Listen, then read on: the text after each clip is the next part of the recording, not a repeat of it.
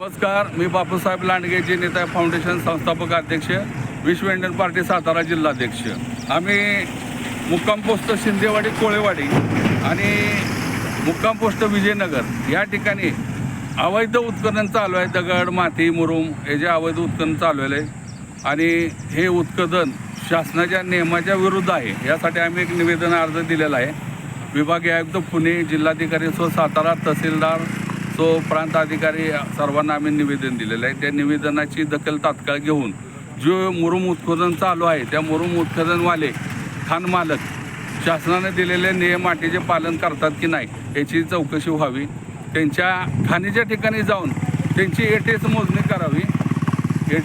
करावी आणि वाहनामध्ये वाहतूक करताना मुरुम, खडी, ग्रीट, क्रसेंट भरलं जातं, ती वाहनामध्ये ओव्हरलोड भरलं जातं।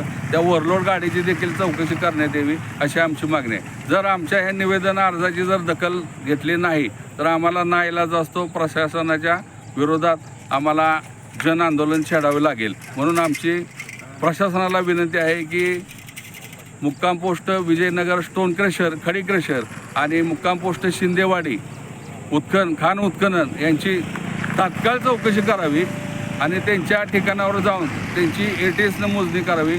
त्यांनी रॉयल्टी भरली का नाही, वाहनामध्ये त्यांनी पावती बुक ठेवलं का नाही, कामगाराच्या विमा उतरल्या नाही, असे अनेक प्रश्न आहेत। त्या सर्वांची चौकशी होणे गरजेचं आहे। धन्यवाद। हे बघा ओव्हरलोड गाडी बघा, किती ओव्हरलोड गाडी भरलेली आहे। त्या जर ड्रायव्हरचा